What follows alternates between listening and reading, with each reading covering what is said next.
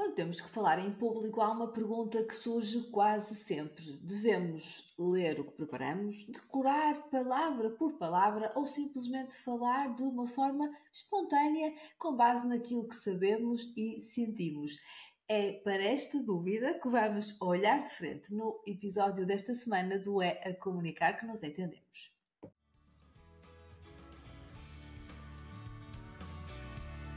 Olá, viva! Seja bem-vinda e bem-vindo ao É a Comunicar que nos entendemos. Eu sou a Marta Araújo e este é o meu podcast, um podcast de comunicação e de relações públicas, onde falamos sobre jornalismo, influenciadores digitais, eventos e da gestão de crise para a reputação e notoriedade de pessoas, marcas e empresas. Vamos a isso?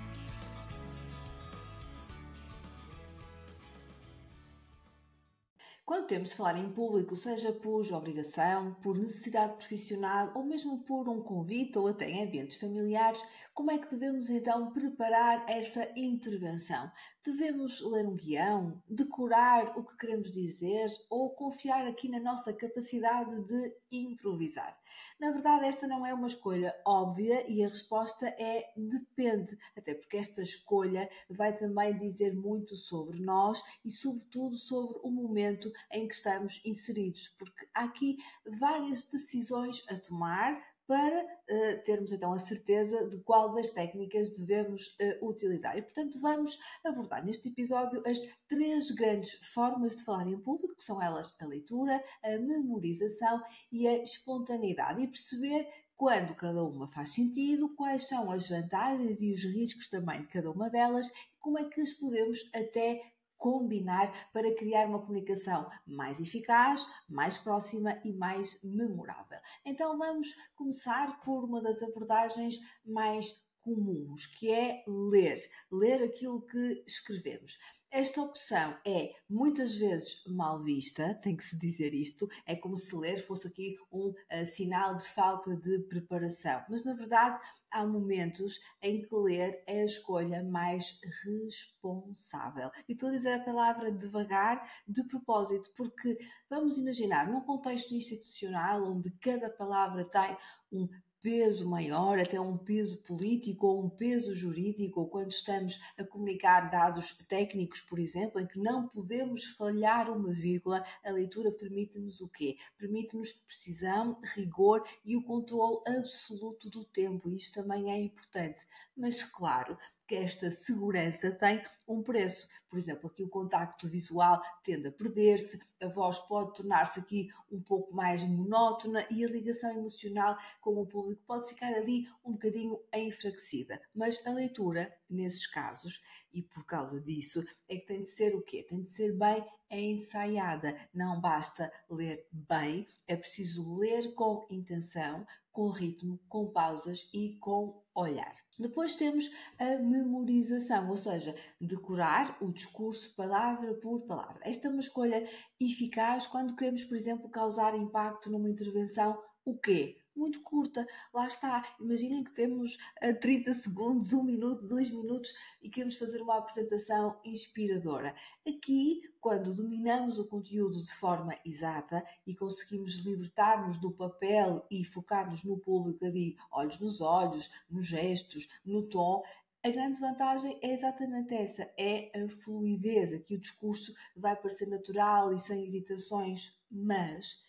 E por isso é que falamos aqui que este tem que ser um tempo muito curto.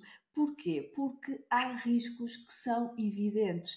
Basta o quê? Um deslize, uma quebra de concentração e todo o encadeamento mental se pode perder. Pode haver até bloqueios. E se o discurso for decorado de uma forma extremamente rígida, sem adaptação ao momento, pode soar também mecânico e artificial. E, portanto, a melhor forma de decorar é nada mais, nada menos do que não decorar tudo, ou seja, é como que memorizar a estrutura, as palavras-chave, os pontos de viragem e fazer isso como é ensaiar com flexibilidade. Temos âncoras e ganchos de comunicação, palavras que sabemos que são condutoras e que nos permitem seguir uma linha de raciocínio, mas não decorar ali palavra a palavra, ok?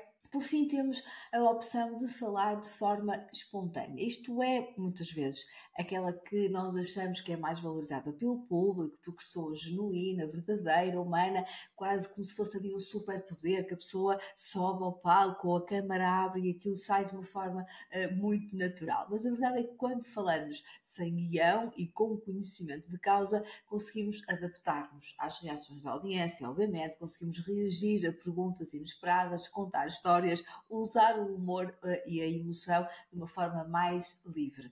Mas a verdade é que também é a fórmula mais exigente. Porquê? Porque ela exige domínio do tema. Isto é muitíssimo importante, temos que dominar realmente muito bem o tema, temos de estar muito confiantes e temos que o fazer de uma forma muito prática. E isto tem de ser treinado, tem de ser muito, mas mesmo muito treinado. Esta espontaneidade, na verdade, trabalha-se e exige um planeamento maior do que aquilo que aparenta, pelo menos quando vemos alguém que julgamos que fala de uma forma muito natural e muito espontânea. Porque quais são os perigos desta espontaneidade se não for trabalhada? Podemos dispersar, desde logo, ou seja, podemos esquecer pontos que são muito importantes, estamos ali a divagar, não é? Nos temas, ou até ultrapassarmos o tempo previsto, que é uma das questões que muitas das vezes acontece. E, portanto, falar de forma espontânea não é o mesmo que improvisar em branco, e isto é muito importante de retermos, porque é falar com uma estrutura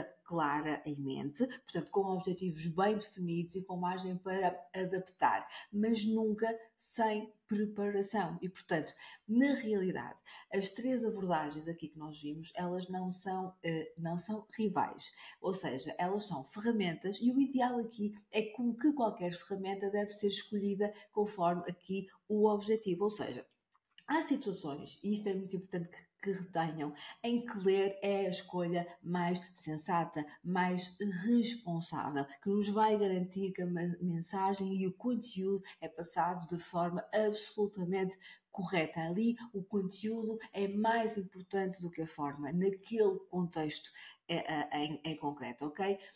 Há outras situações em que decorar vai trazer mais impacto, em que é algo mais leve, com um curto espaço de tempo, em que nós temos a certeza que de alguma forma criamos ali uma estrutura mental em que decoramos uma outra palavra, em que não há muito ali o risco de nos dispersarmos, e isso é realmente importante. Portanto, há que trabalhar este decorar de forma a que o nosso cérebro também aqui não se baralhe. E depois há outras em que falar espontaneamente é a única forma de criar ali uma ligação real. E isto são contextos em que nós aí sim podemos falar, podemos ser completamente reféns daquela que é a nossa emoção, seja, por exemplo, num contexto mais familiar, por exemplo, em determinados momentos de família ou mesmo em trabalho, mas que seja algo mais informal. São, eu diria, até raras as situações em que podemos sermos livres a esse ponto, e porque recorda que a recomendação é que mesmo essa espontaneidade seja organizada. E com isto eu quero dizer o quê? É que a chave, como em quase tudo na vida, está no equilíbrio, portanto, na preparação inteligente e na escolha consciente, ou seja, em comunicação, como em quase tudo, não há uma solução única que sirva para todos os contextos, portanto, ler, decorar ou ser espontâneo, cada uma destas abordagens pode ser a melhor dependendo do que está em causa. Não só do que está em causa, mas do tempo que eu tenho para falar, do tempo que eu tenho para me preparar, qual é o papel qual é o papel que eu vou assumir ali, qual é o tom, é mais institucional, é, por exemplo, é dar uma aula, é fazer um discurso de vendas, é eu falar para a minha equipa, é para eu falar com os jornalistas, ou seja, qual é aqui o contexto? Portanto, e antes de preparar, e fica aqui o desafio de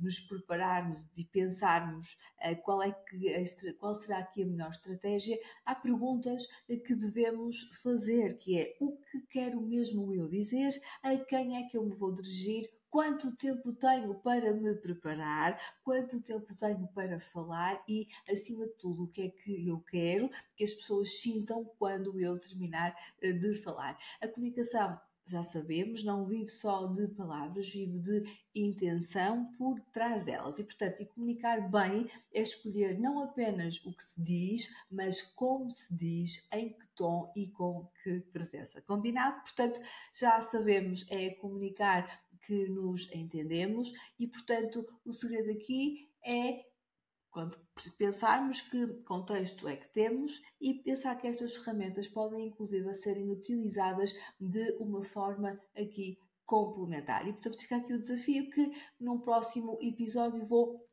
explorar ainda mais a fundo cada uma destas técnicas para que possamos perceber de que forma é que afinal até as podemos, eu diria aqui, misturar para tirarmos o melhor partido destas ferramentas e encontrarmos aquela que melhor se adequa àquela que é a nossa realidade. Combinado? Obrigada!